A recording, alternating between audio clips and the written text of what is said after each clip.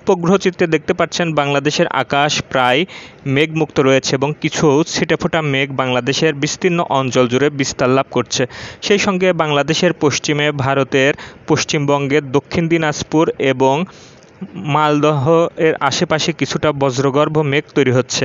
সেই সঙ্গে ভারতের মেঘালয় রাজ্যেও কিছুটা বজ্রগর্ভ মেঘ তৈরি হচ্ছে এবং এই মেঘ ধীরে ধীরে বাংলাদেশের রংপুরের দিনাজপুর এই সকল অঞ্চল, রংপুর গাইবান্ধা অঞ্চলে প্রবেশ করতে পারে এবং মেঘালয় অঞ্চলে অবস্থান করা মেঘমালা ধীরে ধীরে কিছুটা দক্ষিণে নেমে আসলে বাংলাদেশের নেত্রকোনা, জামালপুর এবং সিলেট বিভাগের 4টি জেলায় দুপুরের মধ্যে ঝড় বৃষ্টি হতে পারে এবং ঢাকা শহরের উত্তরে গাজীপুরের উপরে কিছুটা মেঘ ঘনীভূত হতে দেখা যাচ্ছে। এছাড়া বাংলাদেশের আকাশে তেমন মেঘের উপস্থিতি লক্ষ্য করা যাচ্ছে না। ফলে এই সকল অঞ্চলে তীব্র সূর্যের আলোর ফলে ব্যাপক গরম অনুভূত হচ্ছে। সেই সঙ্গে বঙ্গোপসাগর থেকে আর্দ্র জলীয় বাষ্পপূর্ণ বাতাস বাংলাদেশ এবং পশ্চিমবঙ্গের বিস্তীর্ণ অঞ্চলে প্রবেশ করছে, ফলে ভ্যাপসা গরম অনুভূত হচ্ছে। একটি অত্যন্ত দুঃখের সংবাদ হলো বাংলাদেশের দক্ষিণে অর্থাৎ দক্ষিণ বঙ্গোপসাগরে একটি নিম্নচাপ ঘনীভূত হওয়ার লক্ষণ দেখা যাচ্ছে। এই নিম্নচাপটি আগামী 20 থেকে 21 তারিখের মধ্যে বঙ্গোপসাগরে তৈরি হতে পারে এবং সেখান থেকে একটি শক্তিশালী ঘূর্ণিঝড় সৃষ্টি হতে পারে। এই ঘূর্ণিঝড় ধীরে ধীরে প্রথমে পশ্চিম উত্তর দিকে অগ্রসর হতে থাকবে এবং পশ্চিমা জেট বাতাসের সঙ্গে সংঘর্ষের ফলে কিছুটা ইউ-টার্ন নিয়ে বাংলাদেশ এবং পশ্চিমবঙ্গ সহ ভারতের উড়িষ্যা থেকে বাংলাদেশের চট্টগ্রামের মধ্যে যে কোনো অঞ্চলে আগামী 25 তারিখের মধ্যে আঘাত আনতে পারে এবং ঘূর্ণিঝড়টি বঙ্গোপসাগরে উপযুক্ত পরিবেশ থাকার কারণে ক্যাটাগরি 3-এ পরিণত হতে পারে।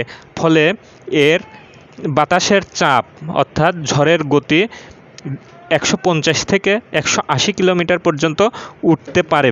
যেহেতু বঙ্গোপসাগরে একটি ঘূর্ণিঝড় সৃষ্টির উপযুক্ত পরিবেশ তৈরি হয়েছে, ফলে তার কেন্দ্রের দিকে সকল আর্দ্র জলীয় বাষ্প এবং মেঘ সংগ্রহ করছে, ফলে দেশের অভ্যন্তরে মেঘ সৃষ্টি হ্রাস পেয়েছে। ফলে বাংলাদেশ, পশ্চিমবঙ্গ, ঝাড়খণ্ড, বিহার, আসাম, ত্রিপুরা, মিজোরাম, মেঘালয়, নাগাল্যান্ড এই সকল অঞ্চলে বৃষ্টিপাত হ্রাস পেয়েছে এবং 20 তারিখ থেকে এই সকল অঞ্চলে আবার বৃষ্টিপাত বৃদ্ধি পেতে পারে। এদিকে বাংলাদেশের বিস্তীর্ণ অঞ্চলের উপর দিয়ে হালকা থেকে মৃদু তাপপ্রবাহ বয়ে যাচ্ছে। বেশ করে বাংলাদেশের টাঙ্গাইল, ফরিদপুর, মাদারীপুর, শরীয়তপুর, রাঙামাটি, কুমিল্লা, নোয়াখালী, ফেনী, কক্সবাজার, ভোলা এই সকল অঞ্চলের উপর দিয়ে মৃদু থেকে মাঝারি তাপপ্রবাহ বয়ে যাচ্ছে। আজ বাংলাদেশের সর্বোচ্চ তাপমাত্রা রেকর্ড করা হয়েছে বাংলাদেশের সৈয়দপুরে 38 ডিগ্রি সেলসিয়াস এবং সর্বনিম্ন তাপমাত্রা রেকর্ড করা হয়েছে পঞ্চগড়ের তেঁতুলিয়াতে 24.4 ডিগ্রি সেলসিয়াস। গত 24 ঘন্টায় সর্বোচ্চ বৃষ্টিপাত রেকর্ড করা হয়েছে বাংলাদেশের বগুড়ায় 16 মিলিমিটার।